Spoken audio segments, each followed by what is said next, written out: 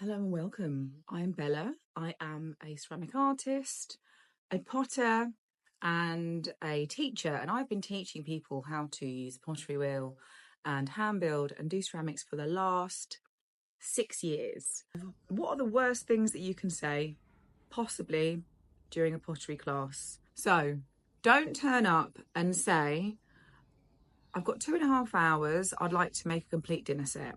8 plates, 8 bowls, 8 side plates. Like, babes, it's no. You just don't have time. I don't want you to turn up and be really disappointed that you haven't got home with a full Denby set.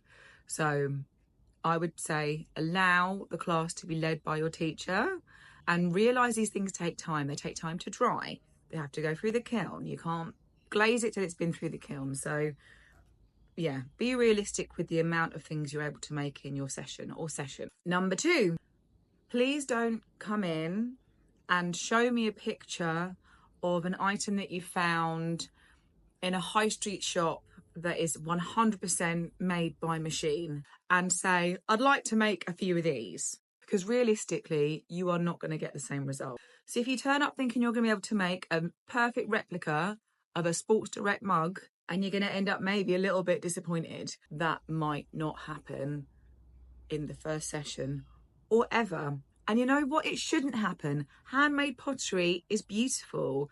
The maker's mark is what makes it precious. And embrace the beauty of the imperfections that make them perfect. Number 3, please don't say you think that you're not creative.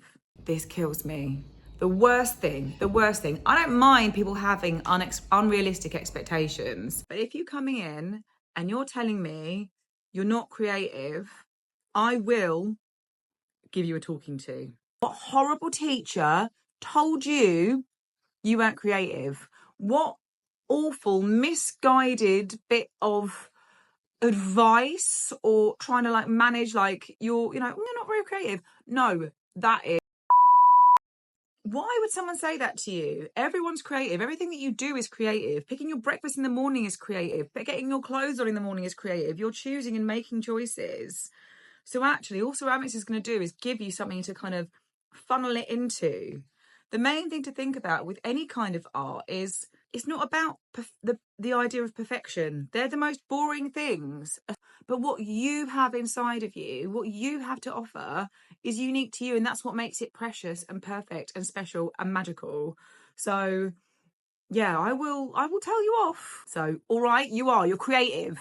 Number 4, and this isn't so much something that you say, but it's something that people do. Your pieces, when you're working on them, will go through lots of different stages. And there are going to be stages when they look. Don't stop there. Do not let me turn around and you go, oh, this is crap, I'm going to start again. When you've maybe got half an hour left in the class, and squash your pot. Do not squash your pot. Keep going. Why keep going if it's ugly? Because it's still soft clay, it's malleable. You can change it, especially when you're hand building. Many things that you can do. Once you have those walls up of that vessel, if you're making a vessel, that's the starting point. Keep going. And number 5, listen to your teacher. There's no reason why you should inherently know how to work with it. There's none. You're not born with a ball of clay in your hand, right? So actually all we're doing is giving you those tools on how to work with the material to get the best out of it so you can actualize those ideas you've got in your head. If you don't listen to us, you're not going to get the best result.